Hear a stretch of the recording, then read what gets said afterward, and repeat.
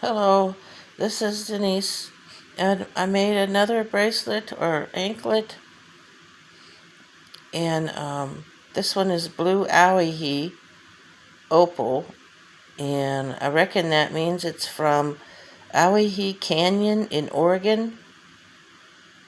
So it's an exclusive place that these come from. They're pretty neato.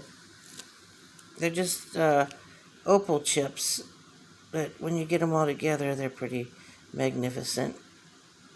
They make neat anklets and earrings and bracelets. This one's pretty interesting. It's hard to see, but it's got some pretty neat color. There's a neat color that's in that one. Looks like black in there.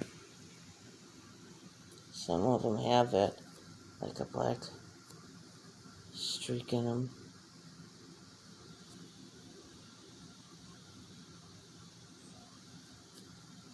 It's just wanting to be spoiled, I guess. Doesn't want to doesn't want to focus. Like this one has one that I keep trying to look at.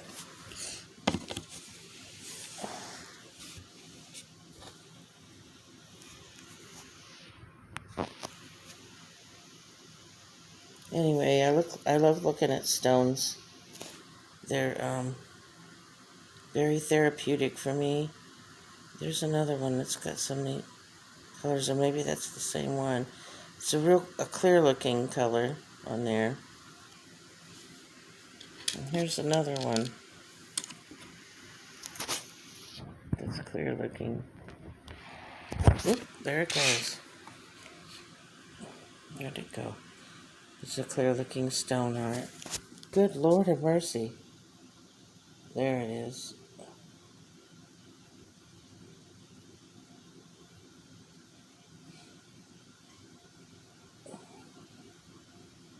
Most of them are bluish and white color, but there's a bunch of them that are, some of them's got a clearish looking stone with some lines in it with black.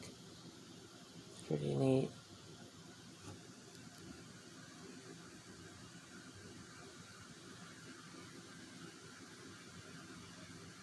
I love looking at stones, as I said, because it's God's creation of our earth.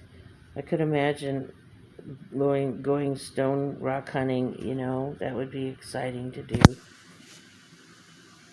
to find out where these stones are at and to be able to dig some up or just to look at them. Just sit around and look at them. I could do it all day long and just stare at them. I got some other ones I'm looking at the other day while I was making them, jasper stones. God's got some beautiful things to look at in this earth, and they're much better in their natural state, and we can just walk to it, and visit the area, enjoy the smell of the trees and the earth and the grass, and get down in there. And it smells so wonderful when it rains. You can smell the dirt smell that comes up into the atmosphere after it rains or while it's raining. Anyway, I think it's going to be wonderful to be in the paradise, actually outside on the planet, without all the houses and power lines messing up the beautiful landscape that God made for us, and all the animals that'll be out there that we'll be able to pet. There'll be as many animals as there are people, I would imagine, maybe more animals than people. And it's sure going to be a beautiful sight. And to be able to walk anywhere we want to and pick an apple off a tree or eat some grapes, or I don't know if we'll have vegetables or not. I'm sure we will. Can't imagine living without watermelon or tomatoes.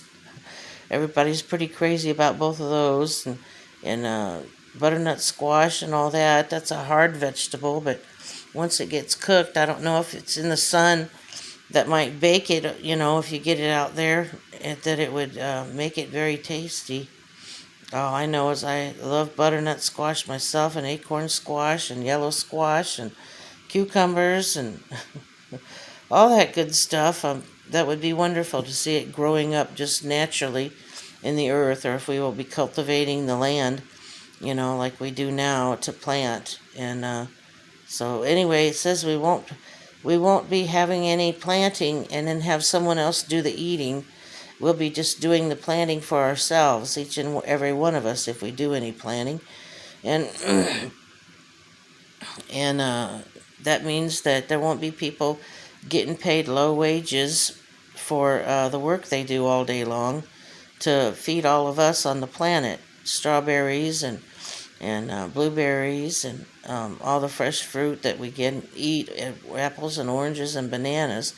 We'll be growing them ourselves if we want them. Or we can just walk around to wherever they are, to whatever country they're in, and just walk all the way there and then plant some if we want to. It'll be truly amazing, that's for sure, to live in God's kingdom and to actually get along with wild animals too. The Bible says in Isaiah that we will play upon the whole aperture of a cobra, so that a child will, and that'll be pretty wonderful to not be afraid of a cobra, and the lion and the lamb will be sitting together and getting along together. So whereas now, a lion would normally eat a lamb.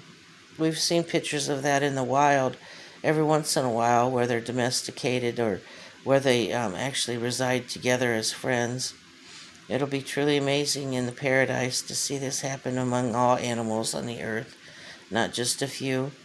Well, thank you very much. I'll see y'all later.